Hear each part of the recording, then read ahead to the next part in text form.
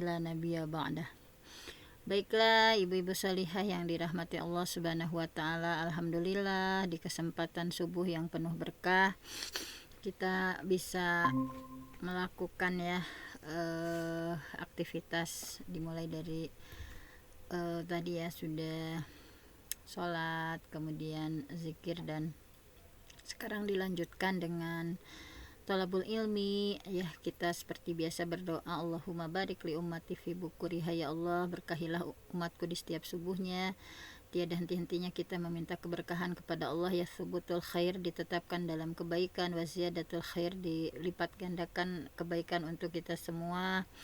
Mohon maaf di 4 hari yang lalu ya keluar kota terus, jadi tidak bisa melaksanakan kajian ilmu ini. Alhamdulillah di kesempatan ya hari Ahad ini kita semua masih diberikan berbagai nikmat ya, nikmat sehat, terutama nikmat iman, nikmat Islam.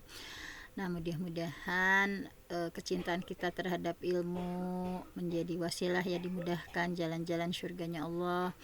Sebagaimana dalam hadis yang sering kita bacakan terus ya, man salaka tariqan yaltamisu fihi ilman sahalallahu lahu bihi tariqan ilal jannah. Barang siapa yang menempuh jalan mencari ilmu, sahalallah, pasti ya Allah mudahkan lahu baginya bihi dengan mencari ilmu itu tariqan ilal jannah, jalan surganya Allah. Nah, mudah-mudahan kita awali kembali ya kajian ilmu kita, diawali dengan kitab Riyadhus Shalihat ya. Ini taman-taman surga bagi perempuan-perempuan sholihah. Mudah-mudahan kita berikhtiar ya untuk menjadi perempuan sholihah. Nah, di sini sudah dibahas sebetulnya ya sebelumnya, cuman untuk mereview kembali di antaranya bahwa siapa perempuan sholihah itu ya. Di surah An-Nisa sudah dijelaskan bahwa fassolihat, perempuan-perempuan sholihah itu adalah qonitat, perempuan-perempuan yang tunduk ya, tunduk taat kepada Allah, hafidhat, yang mampu memelihara diri lil ghaib ya, ketika suami tidak ada, bima hafidhallah, karena Allah telah menjaga mereka ya, para perempuan-perempuan sholihah. Jadi kesolihan perempuan itu berkaitan erat dengan kewajiban khusus ya yang dibebankan kepada kita sebagai kaum Hawa, dan kewajiban yang paling berhasil mengantarkan perempuan kepada kesolihannya adalah tadi gitu ya, orang yang taat kepada Allah gitu ya, fasaqanitat hafidhat ya, yang bisa menjaga ketika suami tidak ada, karena Allah sudah menjaga perempuan-perempuan sholihah. Nah, di sini penulis buku Riyadhus Shalihat, nah beliau menyampaikan gitu ya dari berbagai tafsir. Di sini diantaranya disimpulkan bahwa qonita, tunduk yang ada pada ayat itu artinya adalah perempuan-perempuan yang taat kepada Allah. Sedangkan hafidhat itu adalah memelihara diri ketika suami tidak ada, artinya memenuhi seluruh hak suami. Dan maksud didahulukan ungkapan qonitat, wanita yang tunduk kepada Allah, daripada hafidhat, memelihara diri ketika suami tidak ada, adalah penjelasan bahwa istri harus mengutamakan hak Allah ya dibandingkan dengan hak suami. Tetap hak Allah nomor pertama, kemudian hak suami. Nah, kemudian ayat tadi ya menjelaskan bahwasanya qonitat hafidhat itu adalah bagaimana semestinya sikap istri yang sholihah ya ketika suaminya ada di rumah dan ketika suaminya tidak ada di rumah. Ketika suaminya ada di rumah, istri yang sholihah itu akan taat ya kepada suami, artinya akan melaksanakan semua hak suami, dan ini adalah perintah. Sebab meskipun ayat ini diturunkan dalam bentuk kalimat berita gitu ya, namun maksudnya adalah perintah, yaitu perintah untuk taat. Nah, selain itu seorang istri tidak dikatakan sholihah kecuali jika ia benar-benar taat kepada suami gitu ya, karena Allah berfirman bahwa fassalihat, perempuan-perempuan sholihat itu adalah qonitat, wanita-wanita yang tunduk. Nah, dalam kaidah bahasa Arab alif lam ya yang menyertai kata jamak ya di as-sholihat. Nah, ini adalah bentuk jamak dari sholihah, menunjukkan arti istighraq, pokoknya meliputi semua jenis gitu ya. Maka makna kalimat itu adalah menjadi begini, wanita solihah manapun pasti wanita yang tunduk. Nah, jadi kenapa dengan ada alif lam lil istighraq, pokoknya seluruh ya wanita soleh manapun gitu ya. Dan kata tunduk di sini kalau menurut Imam Al-Wahidi ya bermakna bahwa umum gitu ya, mencakup taat kepada Allah ya, qanitat di sini, kemudian taat kepada suami. Nah, selanjutnya, di sini ketika suami tidak ada di rumah, istri yang solihah ya akan memelihara dirinya. Tadi hafidhatun bima lil ghaibi bima hafidallah. Nah, kemudian kata hafidhatun, memelihara diri, itu memiliki pengertian apa? Beragama gitu ya. Di antaranya pertama menjaga diri dari perbuatan zina ya, agar kehormatan sang suami tidak tercoreng dan tidak memberi keturunan yang bukan dari air maninya gitu ya. Kemudian menjaga dan memelihara harta suami ya, maksud dari menjaga itu yang pertama menjaga diri dari perbuatan zina supaya kehormatan suami tidak tercoreng. Yang keduanya menjaga dan memelihara harta suami. Ketiga menjaga dan memelihara rumah suami. Rasulullah bersabda bahwa sebaik-baik perempuan adalah perempuan yang bisa membuatmu bahagia ya, mentaatimu, menjaga harta dan kehormatanmu di saat engkau tidak ada bersamanya. Kemudian beliau membacakan ayat ini ya, ayat tadi gitu, fasalihatu qanitatun hafidhatun lil ghaibi bima hafidallah. Nah, kemudian bima hafidallah ya, ini Imam Fakhrur Razi menjelaskan bahwa apa sih maksud dengan bima hafidallah, sebagaimana Allah memelihara mereka ya, para perempuan-perempuan solihah itu. Nah, ini ada dua pengertian. Yang pertama adalah sebagai ganti ya atas apa yang sudah Allah jaga selama ini ya, yaitu kemaslahatan mereka ya, para istri. Artinya Allah memerintahkan kepada para istri untuk menjaga hak-hak suami mereka, karena Allah sudah menjaga mereka dengan mewajibkan para suami senantiasa berlaku adil gitu ya. Jadi penjagaan Allah itu bentuknya adalah sudah mewajibkan para suami untuk senantiasa berlaku adil, bersikap baik, memberikan nafkah gitu ya. Maka ungkapan bima hafidallah itu sama dengan istilah haza bizaka ya, kebaikan ini sebagai ganti dari kebaikan itu. Kemudian bima ya, huruf ma dalam teks ayat itu bima hafizullah itu masuk dalam kategori huruf masdariyah, huruf yang mengkata dasarkan ya, kata atau kata kerja setelahnya. Dengan demikian ungkapan tersebut bihifzillah gitu ya, bihifzillah, bahwa ini adalah memiliki dua arti. Bahwa yang pertama bihifzillah itu karena Allah menjaga diri mereka gitu ya. Artinya dengan lindungan Allah, para istri yang soleh itu mampu memelihara diri ketika suami mereka tidak ada di rumah. Dalam kaidah bahasa Arab bahwa kategori idhofah al-masdar ilal fa'il, kemudian karena mereka menjaga Allah, yang kedua mah ya. Kalau yang pertama itu tadi idhofah al-masdar ilal fa'il gitu ya. Kemudian yang kedua adalah karena mereka menjaga Allah gitu. Artinya wanita yang soleh mampu memelihara diri ketika suami tidak ada karena ia menjaga larangan-larangan dan perintah Allah gitu ya. Andai kata wanita itu tidak berusaha memelihara tanggung jawab yang Allah bebankan, tentu ia tidak akan taat kepada suami gitu. Dalam kaidah bahasa Arab ini termasuk dalam kaidah idhofah al-masdar ilal maf'ul gitu ya. Nah, seperti itu. Jadi wanita solehah mampu melihara diri gitu ya, karena itu mereka menjaga Allah. Kalau yang pertama itu Allah yang menjaga mereka gitu ya. Jadi bima hafidullah itu artinya Allah menjaga diri para perempuan solihah, dan para perempuan solihah juga menjaga Allah gitu ya, menjaga hak-hak Allah gitu. Nah, jadi di sini ya, bahwa dalam kitab Riyadhus Shalihat, tamannya perempuan-perempuan soleh itu, nah ada beberapa banyak sekali bahasan ya yang sudah Ustadz Badawi Muhammad Syekh Khudar ini disusun gitu khusus untuk para perempuan-perempuan solihah. Nah, kemudian taman yang pertama ya di sini sebetulnya ini sudah terbahas ya, bahwa betapa nikmat Islam ya, kemuliaan perempuan di dalam Al-Quran itu. Nah, bisa tercermin dalam hadis dari Ummu Salamah bahwa suatu hari aku bertanya kepada Rasul, wahai Rasul, kenapa kami kaum perempuan ya tidak disebutkan di dalam Al-Qur'an, kata Ummu Salamah ya, tidak disebutkan dalam Al-Qur'an kalau laki-laki mah banyak gitu ya. Nah saat itu Rasulullah tidak menjawab gitu ya pertanyaan dari Ummu Salamah. Dan pada suatu hari ketika Ummu Salamah ya, beliau sedang menyisir rambut, Rasul naik ke mimbar gitu ya. Kemudian aku menggulung rambutku dan menuju salah satu kamar rumahku untuk mendengarkan khutbah Nabi.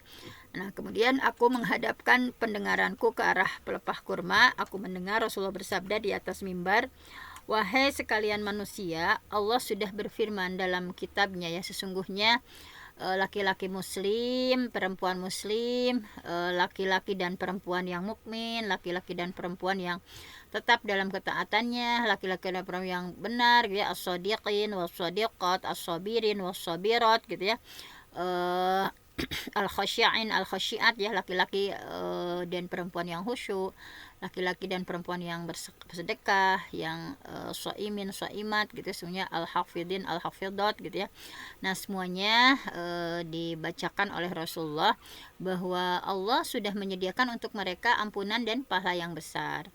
Nah, jadi az-zakirin wa zakirat ya semuanya. Jadi Rasulullah pada kesempatan kali itu ternyata beliau langsung merespon gitu ya, langsung merespon bahwa kenapa gitu kalau perempuan itu di Quran itu tidak disebut-sebut ya, misalnya wahai orang beriman gitu ya, tidak laki-laki ataupun perempuan misalnya, jarang gitu ya, sehingga pada kesempatan itu Rasulullah gitu ya menyampaikan dalam khutbahnya disebutkan ya. Nah semuanya gitu ya, baik itu yang tentang ketaatan, tentang kesabaran, tentang kehusyuan, tentang saum gitu ya, semuanya itu Allah sudah menyediakan untuk laki-laki atau perempuan ampunan dan pahala yang besar.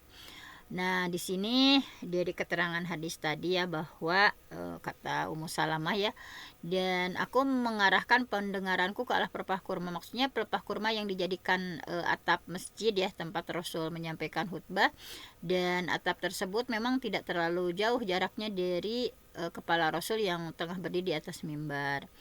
Nah, bahwa hadis ini tadi ya, Ummu Salamah bertanya kepada Rasul, wahai Rasul, aku nggak pernah mendengar Allah itu menyebut kaum wanita dalam peristiwa hijrah gitu ya. Yang kedua ada hadisnya yang ini ya, bahwa ini riwayat yang lain bahwa dalam riwayat yang lain Ummu Salamah itu nanyanya gini, wahai Rasul, aku tidak pernah mendengar Allah itu menyebut kaum wanita dalam peristiwa hijrah. Nah, kemudian Allah pun menurunkan ayat ya, yaitu bahwa Tuhan mereka memperkenankan permohonannya dengan firman, sesungguhnya Allah tidak menyia-nyiakan amal orang-orang yang beramal di antara kamu ya, baik laki-laki atau perempuan, karena sebagian kamu adalah turunan dari sebagian yang lain. Nah, ini maka orang-orang yang berhijrah, yang diusir dari kampung halamannya, yang disakiti pada jalanku, yang berperang dan yang dibunuh, pastilah akan kuhapuskan kesalahan mereka, dan pastilah aku masukkan mereka ke dalam surga yang mengalir sungai di bawahnya sebagai pahala di sisi Allah, dan Allah pada sisinya pahala yang terbaik. Nah, ini ya intinya bunga yang bisa dipetik ya, bahwa dua riwayat di atas adalah gambaran keadaan umat muslimah ya. Di masa awal penyebaran Islam mereka itu resah gitu ya, takut karena nggak disebut-sebut di Al-Quran gitu ya, seperti laki-laki gitu. Mereka khawatir bahwa hal ini akan menciptakan kesan bahwa kedudukan perempuan itu tidak sama dengan kedudukan laki-laki ya, sekalipun mereka tetap melaksanakan secara sempurna kewajiban yang dibebankan. Kemudian mereka itu merasa bukan makhluk yang baik ya, akhir mereka hanya kemalangan dan kerugian. Sehingga dalam kitab Al-Baghawi ya, pada pembahasan surah Al-Ahzab, Muqatil menyebutkannya sebuah riwayat yang berbunyi bahwa Ummu Salamah dan Naisah binti Ka'ab al-Ansariyah bertanya kepada Rasul, wahai Rasul, mengapa Tuhan itu tidak menyebut kami kaum wanita dalam kitabnya sebagaimana kaum lelaki? Kami sangat takut kalau kaum wanita itu tidak akan mendapatkan kebaikan gitu ya. Setelah itu turun wahyu dari Allah sebagai jawaban atas pertanyaan mereka. Kemudian riwayat lain ya tadi ya, ketika kembali dari Habasyah ya, bersama suaminya Ja'far bin Abi Thalib, Asma binti Umais pergi menemui Rasul, menemui istri Rasul gitu ya, dan bertanya kepada mereka, ada nggak sih wahyu Allah yang turun dan berbicara tentang kita ya, tentang perempuan ya, kata Asma binti Umais ya. Kemudian para istri-istri Rasul menjawab, tidak ada. Ia pun segera menghadap Rasul dan berkata, Rasul, ya Rasulullah, ketahuilah saat ini kaum wanita sedang ketakutan gitu ya, sedang putus asa. Rasulullah bertanya, kenapa pada perempuan pada takut dan putus asa? Asma menjawab, karena kami kaum wanita tidak disebut-sebut dalam Al-Quran sebagaimana kaum laki-laki gitu ya. Kemudian turunlah wahyu ya yang menjawab pertanyaan tadi. Namun sejauh mana ya ayat di atas dapat meredam keresahan dan kekhawatiran kaum perempuan, dan bagaimanakah ayat di atas menjelaskan kedudukan kaum wanita di dalam Islam dan menegaskan ketidakberpihakannya kepada kaum laki-laki baik dalam hal kemuliaan, pahala ataupun ampunan. Nah, pertanyaan seperti ini bisa kita lihat jawabannya dalam penafsiran para ulama terhadap firman Allah dalam surah Al-Imran bahwa faddala ba'dukum ala ba'din gitu ya, sebagian besar atas sebagian lainnya gitu ya. Bahwa Imam Az-Zamakhsyari menyampaikan bahwa arti ayat adalah kamu sekalian itu baik laki-laki ataupun perempuan berasal dari asal keturunan yang sama. Nah, dalam Ad-Din wan Nasrah di sini ya Imam Al-Kalibi mengatakan arti ayat ini adalah bahwa setiap dari kita itu berasal dari Adam dan Hawa gitu ya. Ad-Dhahhak mengatakan jadi dalam hal ketaatan kaum pria tidak berbeda dengan kaum wanita gitu ya, dan kaum wanita tidak berbeda dengan kaum pria sebagaimana Allah firmankan ya, baik laki-laki ataupun perempuan ya, karena sebagian kamu adalah turunan dari sebagian yang lain. Imam At-Tabari menyampaikan bahwa maksud ayat itu adalah, wahai orang beriman yang selalu mengingat Allah, kalian itu semua harus saling tolong menolong satu sama lain ya dalam hal perjuangan dan agama. Tidak ada perbedaan di antara kalian di hadapanku, dan aku tidak akan menyanyiakan amal baik kalian untukku gitu ya, baik laki-laki ataupun perempuan. Nah, jadi dua riwayat di atas ya memberikan gambaran kepada kita bahwa betapa tingginya kepedulian kaum perempuan terhadap agama dan semangat berkompetisi mereka dalam hal kebaikan ya, fastabiqul khairat, dan kemuliaan di hadapan pria. Selain itu, dua riwayat tadi menegaskan betapa istimewanya kedudukan kaum wanita dan pentingnya peranan mereka dalam masyarakat Islam, serta besarnya kepercayaan dan keadilan yang diberikan Islam kepada mereka. Kemudian hak-hak perempuan yang sudah digariskan tadi ya, bahwa Ummu Salamah menjelaskan bahwa seorang perempuan tadi datang menemui Rasul dan berkata, wahai Rasul, mata anak perempuanku bengkak ya karena menangisi suaminya yang meninggal dunia. Boleh nggak matanya pakai cala gitu ya. Nah, jadi ada seorang perempuan ya datang menemui Rasul dan bertanya, wahai Rasul, mata anak perempuanku bengkak karena menangisi suaminya yang meninggal dunia, boleh nggak matanya dipakaikan cala? Rasul menjawab, tidak gitu ya, sampai 3 kali ya. Ketahuilah, ia diberi waktu 4 bulan 10 hari. Nah, ini waktu iddah ya bagi perempuan yang ditinggal meninggal oleh suami itu, 4 bulan 10 hari. Jadi pada masa jahiliyah dulu ya, seorang perempuan itu akan dilempari kotoran gitu ya, akan dilempari kotoran pada akhir haulnya ya, misalnya udah 4 bulan 10 hari itu akan dilempari kotoran. Zainab, anak perempuannya Ummu Salamah, berkata, dulu bila seseorang meninggal, perempuan ditinggal mati oleh suami itu akan masuk ke dalam habsya ya dengan memakai pakaian yang buruk gitu ya, tidak boleh menggunakan harum-haruman selama 1 tahun. Setelah lewat masa 1 tahun barulah ia boleh melakukan apa yang diinginkan gitu. Nah, itu jadi sebetulnya Islam itu ya tadi ya dengan tradisi jahiliyah yang sangat mengenaskan gitu ya, perempuan itu kalau ditinggal mati itu dimasukkan ke dalam habsya ya dengan tadi pakaian yang jelek gitu ya, kemudian tidak boleh pakai harum-haruman selama 1 tahun gitu ya. Nah, seperti itu. Nah, Islam membatasi, ya udah cuma 4 bulan 10 hari, tidak boleh keluar rumah, tidak boleh berdandan, misalnya berkabung selama 4 bulan 10 hari. Nah, jadi kalau keterangan hadis tadi ya bahwa ia diberi waktu 4 bulan 10 hari, maksudnya adalah masa iddah yang sudah ditetapkan oleh syariat. Jadi seorang perempuan akan dilempari kotoran ya pada akhir haulnya, maksudnya pada masa jahiliyah tadi ya, ketika seseorang perempuan sudah melewati 1 tahun ya masa berkabung atas kematian suami, ia akan dilempari dengan kotoran domba atau kotoran unta gitu ya. Ada yang mengatakan bahwa itu adalah simbol yang menyatakan bahwa mereka sudah melewati 1 tahun sebagai masa berkabung atas kematian suami. Nah, ini adalah lebih ringan daripada dilempari dengan kotoran kambing atau kotoran unta gitu ya. Nah, Habsyah itu adalah sebuah rumah yang bangunannya sangat kecil, sangat sempit gitu ya, dan perempuan yang ditinggal suami meninggal itu disimpan selama setahun di sana. Kemudian Ibnu Qutaibah mengatakan bahwa aku pernah bertanya kepada penduduk Hijaz ya tentang makna iftidah gitu ya. Mereka menjawab bahwa iftidah gitu ya. Mereka menjawab bahwa ini adalah perempuan yang tengah menjalani masa iddah gitu ya. Jadi sepanjang masa itu perempuan itu tidak boleh menyentuh air gitu ya. Sangat kasihan sekali perempuan saat itu ya. Perempuan tidak boleh menyentuh air, tidak boleh memotong kuku, tidak boleh memotong rambut atau bulu-bulu yang tumbuh di tubuhnya. Jadi setelah berlalu masa 1 tahun iddah ya, dengan kondisi yang sangat menjijikan, bayangkan 1 tahun ya tidak boleh menyentuh air, tidak boleh memotong kuku, rambut, bulu-bulu yang semuanya terbayang. Setelah berlalu masa 1 tahun iddah dengan kondisi yang sangat menjijikan, barulah perempuan boleh mengakhiri larangan-larangan tadi ya. Dan hal pertama yang dilakukan untuk mensucikan dirinya adalah menggesek-gesekkan seekor burung dara ya ke kemaluannya. Konon burung dara tersebut akan mati karena tidak tahan dengan bau busuk yang berasal dari kemaluan wanita tersebut. Nah, subhanallah ya, nauzubillah gitu ya, perempuan pada saat itu ya di zaman jahiliyah.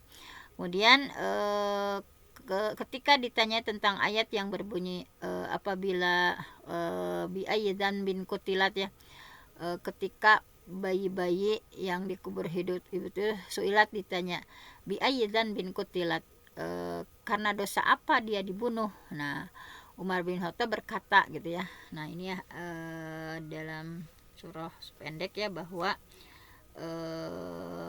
tadi wa idzal mau'udatu suilat gitu ya, ketika bayi-bayi perempuan yang dikubur hidup-hidup itu ditanya bi ayyidan bin kutilat, karena dosa apa dia dibunuh. Nah, Umar bin Khattab berkata bahwa Qais bin Asim menemui Rasul dan bertanya kepada beliau, wahai Rasul, di masa jahiliyah aku pernah mengubur hidup-hidup 8 orang anak perempuanku gitu ya, kata Qais. Rasulullah menjawab, kalau begitu merdekakan 1 orang budak untuk setiap anak perempuanmu. Nah, Qais berkata lagi, aku adalah seorang pedagang unta. Rasulullah menjawab, kalau begitu bersedekahlah untuk setiap anak perempuanmu seekor unta yang besar. Nah, seperti itu ya, untuk mengganti gitu ya, mengganti dari dosa-dosa masa lalunya. Nah, bunga yang bisa dipetiknya dari hadis-hadis di atas kita dapat melihat bahwa hak-hak asasi kaum perempuan ya pada masa Islam, sebelum Islam datang itu tidak diakui, tidak dihargai gitu ya. Namun setelah Islam datang, wanita itu bisa kembali memperoleh hak-hak asasinya gitu ya. Tadi betapa mengenaskan ya nasib kaum perempuan sebelum Islam datang. Kemudian kedudukan perempuan di tengah masyarakat Islam, bahwa hadis dari Aisyah qala Rasulullah sallam innaman nisa syaqaiqur rijal, bahwasanya perempuan itu adalah saudara kandung laki-laki.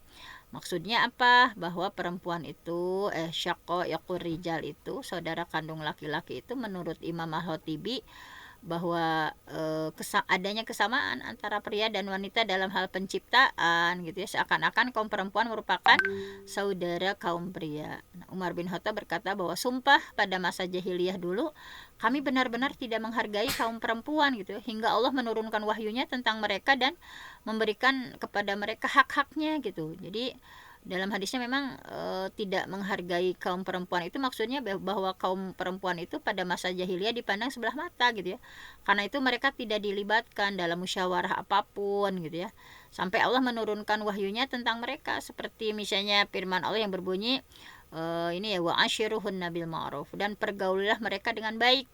dan memberikan hak-hak ya kepada mereka ya, seperti firman Allah, dan kewajiban suami memberikan makan dan pakaian kepada istri. Nah ini ya, bahwa dari hadis-hadisnya ya, hadis dari Jabir bin Abdullah bahwa qala Rasulullah SAW, man kana lahu salasu banat, barang siapa yang punya 3 anak perempuan ya, yu'wihunna, kemudian dididik, kemudian yarhamuhunna, dikasihi, wa yakfuluhunna, dinafkahi, maka wajabat lahul jannah albattah, maka ia berhak mendapatkan surga.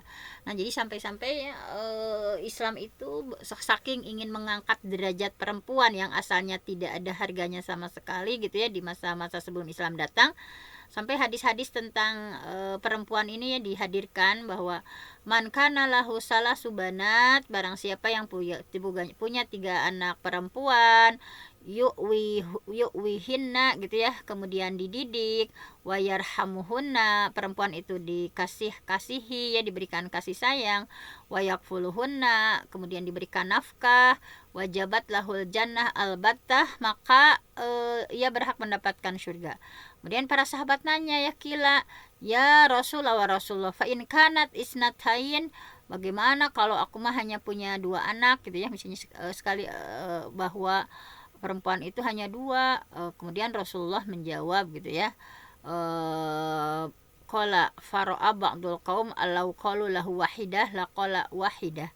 Pokoknya fa in kanat isnatain juga, kalau wa in kanat isnatain enggak apa-apa walaupun 2 orang gitu ya. Qala faro'a ba'dul qaum allau qalu lahu wahidah laqala wahidah. Jadi tidak mesti 3 ya tadi, bahwa misalnya gimana kalau hanya 2 orang. Rasul menjawab, sekalipun hanya 2 orang. Kemudian andaikan mereka bertanya kepada Rasulullah, bagaimana jika anak perempuan itu hanya 1 orang? Niscaya Rasulullah pun akan menjawab, sekalipun hanya 1 orang. Nah ini ya riwayatnya sahih ya, Bukhari dan Ahmad. Inilah ya, bahwa dimotivasi dalam Islam gitu hadis-hadisnya gitu ya, bahwa betapa seseorang yang bisa memuliakan perempuan ya, mendidiknya, mengasihi, menafkahi, berhak mendapatkan surga. Kemudian dari Ibnu Abbas, qala Rasulullah SAW, sawu gitu ya, di sini bahwa sawu baina auladikum fil atiyah, kata Rasul.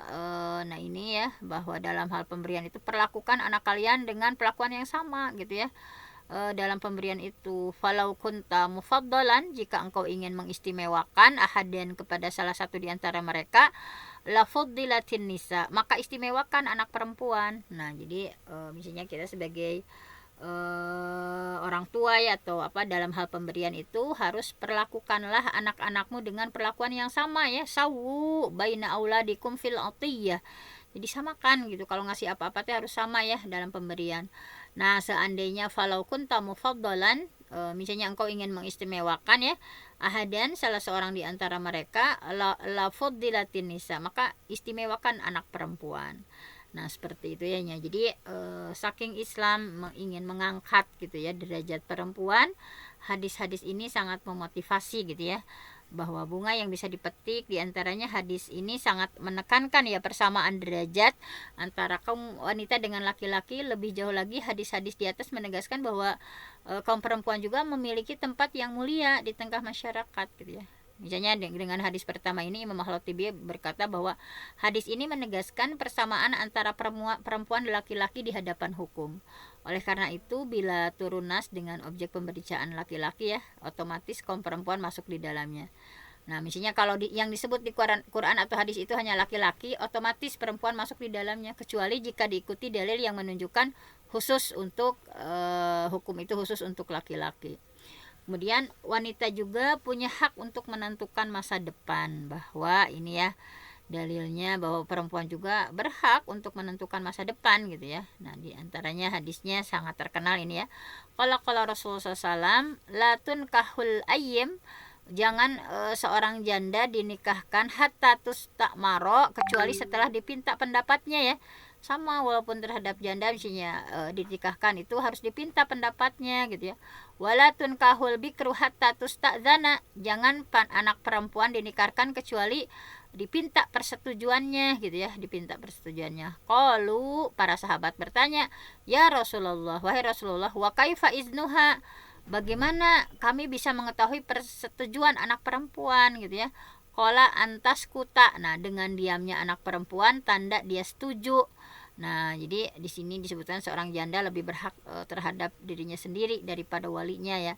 Nah, jadi di antara di sini ya, bahwa tidak misalnya mentang-mentang orang tua gitu ya menikahkan teh nggak ditanya-tanya dulu gitu, tetapi walaupun kepada seorang janda pun diminta pendapatnya dulu, kepada seorang gadis ya misalnya, atau itu ditanya tadi misalnya apakah ditanya dulu persetujuannya gitu ya, misalnya apakah setuju atau tidak anak perempuan itu. Kemudian kan kalau zaman dulu mah malu-malu ya, misalnya dia ingin misalnya apakah menerima lamaran misalnya, kalau zaman dulu kan malu-malu misalnya karena memang ta'aruf ya, dipertemukan misalnya tanda setujunya anak gadis itu dengan diam gitu ya. Kalau dia diam berarti dia setuju misalnya. Tapi kan kalau anak sekarang mah ya memang mereka sendiri yang sudah apa, ini calon saya dan sini. Kalau dulu mah kan nggak seperti itu gitu ya. Nah, keterangan hadisnya bahwa Al-Hafidh Ibnu Hajar berpendapat bahwa yang dimaksud dengan janda adalah wanita yang sudah ditinggalkan suami baik disebabkan meninggal maupun perceraian. Nah, di sini kecuali setelah dipinta pendapatnya, menurut Al-Hafidh maksudnya adalah seorang janda tidak bisa dinikahkan kecuali sudah diajak bicara gitu ya, dipinta pendapatnya. Nah, seperti itu. Kemudian hadis berikutnya ya, Abdullah bin Umar menuturkan bahwa Utsman bin Maz'un meninggal dunia ya. Ia meninggalkan seorang anak perempuan dan istrinya yang bernama Khawlah binti Hakim dan Harisah binti Auqas. Nah, sebelum meninggal ia berwasiat kepada saudaranya ya, Qudamah bin Maz'un, untuk memelihara anak perempuannya tersebut. Sedangkan Utsman dan Qudamah adalah pamanku gitu ya. Lalu aku menemui Qudamah bin Maz'un untuk meminang anak perempuan itu, dan ia pun menikahkanku. Sementara itu ya, Mughirah bin Syu'bah sudah menemui ibunya dan anaknya dengan hartanya, berhasil mengambil hati sang ibu untuk menjadikannya menantu gitu ya. Tentu saja sang anak tidak bisa menentang kehendak ibunya gitu ya. Qudamah dan ibu anak perempuan itu berselisih gitu ya, dan tidak ada yang mau mengalah. Oleh karena itu mereka pun mengadukan kepada Rasul. Kemudian Qudamah berkata, wahai Rasul, anak perempuan saudaraku ini ya sudah diserahkan oleh mendiang ayahnya kepadaku untuk kujaga dan kupelihara gitu ya, dikasih amanatan kan tadi ya ketika sebelum meninggal itu. Dan aku sudah menikahinya dengan anak bibinya sendiri gitu, yaitu Abdullah bin Umar gitu ya. Aku sudah menikahkannya dengan anak bibinya sendiri, yaitu Abdullah bin Umar. Namun ibunya berkehendak lain gitu ya, dan anak itu tidak mau membantah keinginan ibunya. Nah, Rasulullah bersabda bahwa anak perempuan itu adalah anak yatim, jangan kalian menikahkannya tanpa mendapatkan persetujuan darinya. Maka mereka pun mengambilnya dariku setelah aku memilikinya. Akhirnya ia dinikahkan dengan Mughirah bin Syu'bah. Nah, seperti itu ya. Nah, kemudian ini juga ada dari Sa'id Al-Khudri ya, mengisahkan ada seorang laki-laki bersama anak perempuannya datang menemui Rasul. Ia berkata, wahai Rasul, anak perempuanku ini tidak mau kunikahkan gitu ya. Lalu Rasulullah berkata kepada anak perempuan itu, taatilah perintah ayahmu. Anak perempuan itu menjawab, wahai Rasul, demi Allah yang sudah mengutusmu dengan kebenaran, aku tidak akan menikah sampai aku mengetahui darimu apa saja hak seorang suami atas istrinya itu gitu ya. Rasulullah menjawab, sekalipun seorang istri ya menjilati luka suaminya yang bernanah, atau menyedot dan menelan nanah atau darah yang keluar dari dua lubung hidung suaminya, ia belum dianggap melaksanakan kewajibannya. Mendengar jawaban Rasulullah tersebut, anak itu berkata, demi Allah, aku tidak akan menikah selamanya. Lalu Nabi berkata, jangan kalian menikahkan anak perempuan tanpa persetujuan darinya. Nah, jadi seperti itu ya, ini kata kuncinya, bahwa jangan pernah menikahkan anak perempuan tanpa ditanya persetujuan dari anak perempuan itu. Jadi dalam Islam perempuan bisa menentukan masa depannya gitu ya. Nah, kemudian Ibnu Abbas berkata bahwa suami Bariroh ya adalah seorang hamba sahaya yang bernama Mugis. Aku merasa kasihan ya melihat Mugis yang selalu membuntuti Bariroh ya sambil menangis hingga air matanya membasahi janggutnya. Lalu Nabi berkata kepada Abbas, "Abbas, lihat, tidakkah kau kagum melihat cinta Mugis kepada Bariroh? Padahal Bariroh membenci Mugis," gitu ya. Kemudian Rasulullah berkata kepada Bariroh, "Bagaimana jika engkau kembali rujuk dengan Mugis," gitu ya. Bariroh menjawab, "Apakah engkau memerintahkan aku?" Rasul menjawab, "Aku hanya memberi saran saja," gitu ya. Bariroh menyahut, "Aku benar-benar tidak punya alasan untuk rujuk dengan dia," gitu. Nah, jadi sekalipun Rasulullah itu ya misalnya ngolok gitu ya, kenapa kamu tidak rujuk aja dengan Mugis ya, udah ngikut-ngikut terus gitu ya kepada Bariroh. Tapi Bariroh menjawab dengan tegas ya bahwa, "Ya Rasul, apakah engkau itu menyuruh aku?" Rasulullah menjawab, "Tidak," gitu ya, hanya memberi saran saja gitu. Level Rasul saja gitu ya, hanya ngasih saran gitu. Sehingga Bariroh menjawab dengan tegas bahwa, "Aku benar-benar tidak punya alasan untuk rujuk lagi dengan dia," gitu. Nah, seperti itu gitu. Jadi dalam Islam dihargai, dihormati gitu ya. Perempuan itu bisa menentukan masa depannya. Nah, jadi tadi ya, Bariroh itu adalah hamba sahaya yang dimerdekakan oleh Aisyah. Ketika dibebaskan, Bariroh sudah bersuamikan seorang budak bernama Mugis ya. Sedangkan Mugis masih menjadi budak. Nah, di sini ada yang di garis bawahinya ya, "Apakah engkau memerintahkan aku?" Nah, jadi Bariroh minta penjelasan ya kepada Rasul, apakah ini teh perintah yang harus diikuti atau bukan, ya seperti itu. Kemudian bukti lain lagi gitu ya bahwa perempuan bisa menentukan masa depan dalam Islam itu, tadi Ibnu Abbas menuturkan bahwa seorang datang kepada Rasul dan berkata, "Wahai Rasul, di keluarga kami ada seorang anak perempuan yatim," gitu ya. Telah ada 2 orang laki-laki yang ingin melamar gitu ya. Yang satu laki-laki yang miskin dan yang satunya lagi orang kaya. Kami lebih menyukai laki-laki yang kaya, akan tetapi si perempuan anak yatim tadi lebih memilih laki-laki yang miskin gitu ya. Kemudian Rasulullah bersabda, "Tidak ada yang lebih membahagiakan bagi 2 orang yang saling menyukai selain menikah." Nah, jadi di sini ini hadis sahih ya. Nah, kemudian yang bisa diambil dari hadis tadi bahwa intinya hadis di atas menegaskan bahwa anak perempuan itu punya hak gitu ya. Punya hak untuk memilih calon pendamping hidupnya yang dia suka gitu ya. Sekalipun keluarganya ingin kepada yang kaya tetapi dia cintanya kepada yang miskin gitu ya. Nah, oleh sebab itu kita tidak boleh menikahkan tanpa mendapatkan persetujuan ya dari anak perempuan. Begitu juga dengan para janda ya, tanpa persetujuan ataupun keinginan dari dirinya sendiri tidak ada yang berhak menikahkannya gitu ya. Jadi tapi sekalipun demikian tidak berarti seorang perempuan boleh menikah tanpa persetujuan wali gitu ya. Al-Hafidz berkata bahwa hadis tadi tidak menunjukkan dihapuskannya salah satu syarat nikah yaitu persetujuan wali. Justru hadis tadi mensyaratkan bahwa disyaratkannya persetujuan wali bagi anak perawan yang akan menikah. Nah, berkenaan dengan hadis yang diriwayatkan oleh Imam Muslim ya tentang hak janda, Imam An-Nawawi berkata ya perlu diketahui bahwa redaksi dia ya janda lebih banyak terhadap dirinya sendiri. Artinya adalah wali janda punya hak gitu dan janda itu sendiri memilih hak. Namun hak sang janda lebih besar daripada hak sang wali. Dengan demikian jika sang wali misalnya hendak menikahkannya dengan seorang pria yang sekufu yang pantas gitu ya, namun si janda menolak, maka ia tidak boleh dipaksa gitu. Dan jika si janda ingin menikah dengan seseorang pria namun walinya nggak setuju, maka sang wali harus setuju gitu terhadap apa yang dimauin si janda tadi. Jadi andai kata sang wali misalnya bersikeras tidak setuju, maka hakim bisa menikahkannya gitu. Nah, seperti itu maksudnya. Nah, jadi kebebasan memilih bagi perempuan bukan suatu dosa.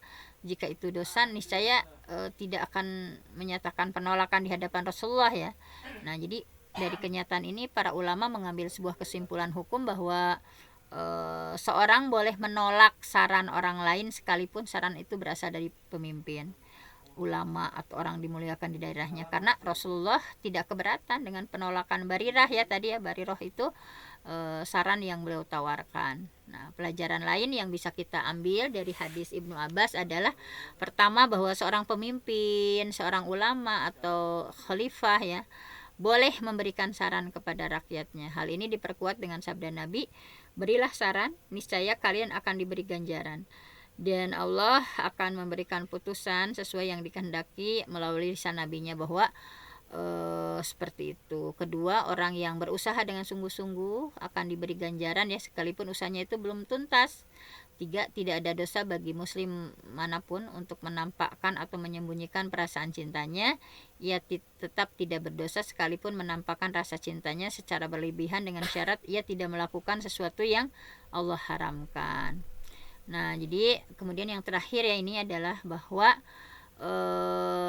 perempuan memang makhluk yang lemah gitu. Kita sebagai perempuan harus menyadari bahwa Aisyah menuturkan, suatu ketika seorang ibu ya bersama dua anak perempuannya datang kepadaku minta sedekah gitu ya.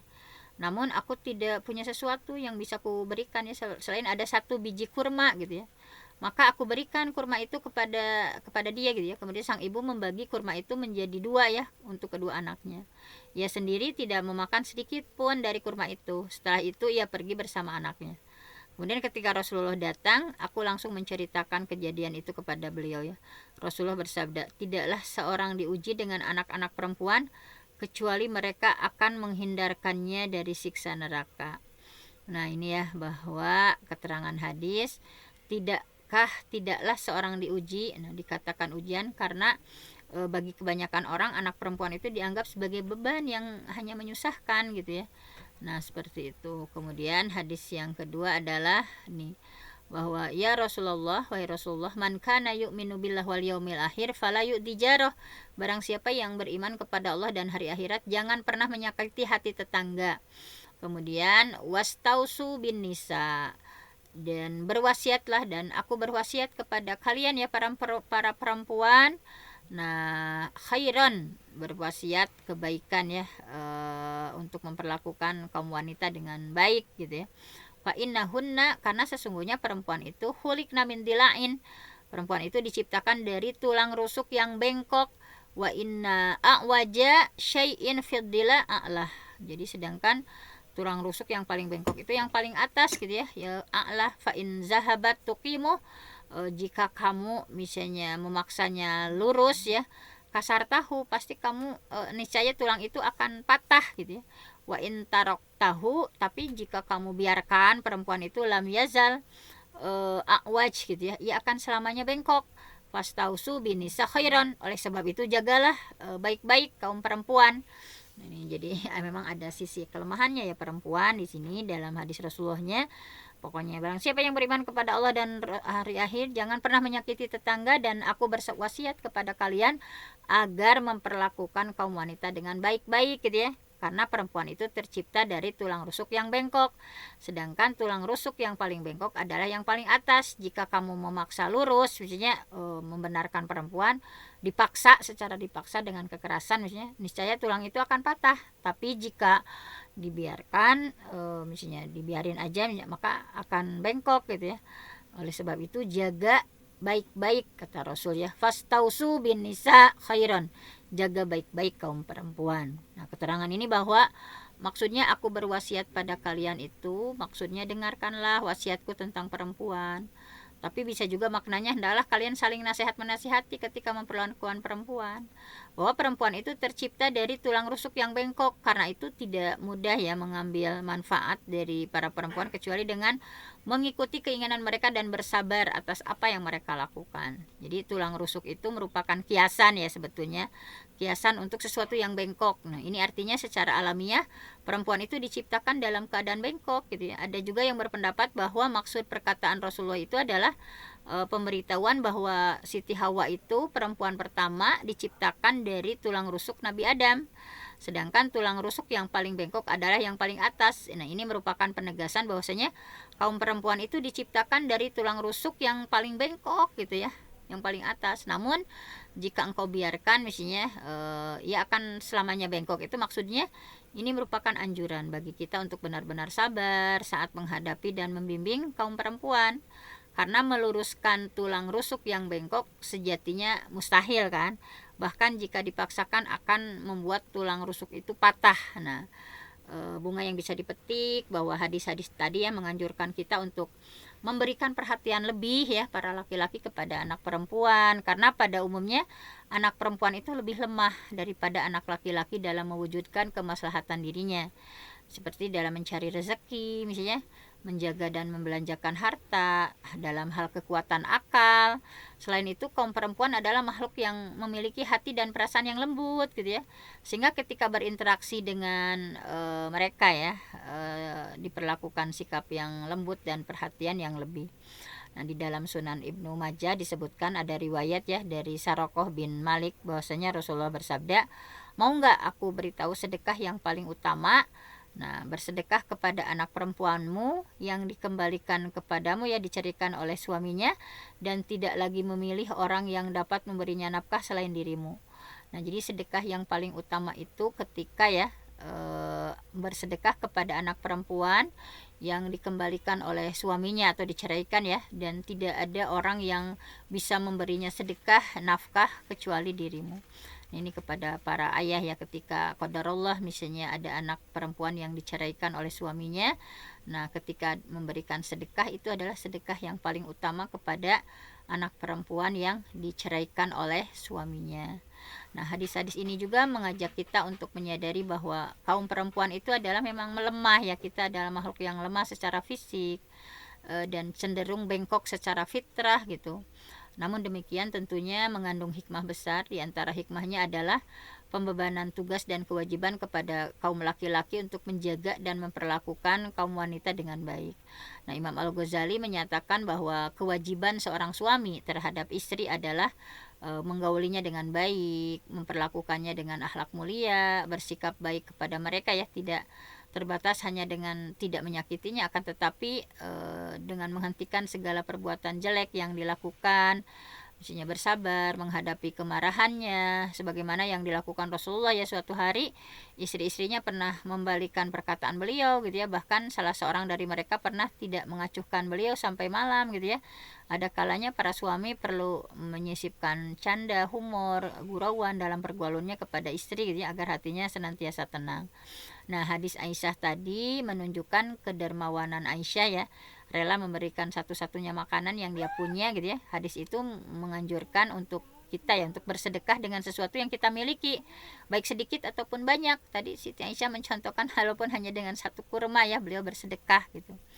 Nah, jadi demikian ya, supaya kita lebih memahami diri kita sendiri ya dalam perspektif Islam, bahwa dalam Islam itu memang perempuan ada kelemahan-kelemahan ya, dan para suami harus lebih memahami dengan sebaik-baiknya gitu ya, bagaimana menghadapi kemarahan seorang istri gitu dan lain sebagainya. Nah, dalam Islam dibahas secara semuanya gitu ya.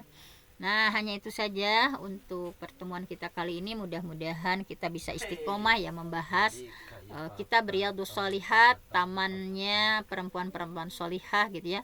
Sebagaimana kita juga sudah membahas dalam kitab Riyadhus Shalihin, kita pun harus lebih memahami siapa diri kita ya. Kemarin di sini kebanyakannya umahat ya, ibu-ibu. Siapa diri kita yang sebenarnya dengan segala kekurangannya, dengan segala kelebihannya, sehingga kita bisa betul-betul ya menjalankan kehidupan ini sesuai dengan peran kita. Misalnya karena perempuan itu banyak juga perannya ya, selain dari publik kita punya peran domestik, tetap ya, sumur, dapur, kasur. Nah, itu menjadi bagian dari keseharian kita. Hanya itu saja yang bisa disampaikan. Yang benar datangnya dari Allah, yang salah dari saya sendiri. Aku qouli hadza wa astaghfirullah li wa lakum. Assalamualaikum warahmatullahi wabarakatuh. Waalaikumsalam warahmatullahi wabarakatuh. Demikianlah pelajaran yang telah disampaikan oleh guru kita. Mudah-mudahan apa ilmu yang telah beliau sampaikan menjadi ilmu yang bermanfaat untuk kita amalkan sebagai wanita yang salihat, yang taat kepada Allah dan Rasulnya, taat kepada suami. Dan mudah-mudahan anak-anak kita pun insya Allah yang sudah berumah tangga, Allah jadikan rumah tangganya menjadi rumah tangga yang penuh dengan mawaddah, sakinah, warahmah dari Allah Subhanahu wa Ta'ala. Para asatidzah yang dimuliakan Allah Subhanahu wa Ta'ala, marilah kita tutup kajian subuh ini dengan pembacaan istighfar 3 kali dan kafaratul majelis. Astaghfirullahaladzim, astaghfirullahaladzim, astaghfirullahaladzim. Subhanakallahumma wa bihamdika Asyhadu an la ilaha illa anta astaghfiruka wa atubu ilaik. Mohon maaf dan terima kasih juga kepada para asatidjah yang membersamai dalam kegiatan ini. Dan mohon maaf sekali lagi. Wassalamualaikum warahmatullahi wabarakatuh. Waalaikumsalam warahmatullahi wabarakatuh. Hatur nuhun Pasedena. Sama-sama, Ibu Aini. Sehat-sehat.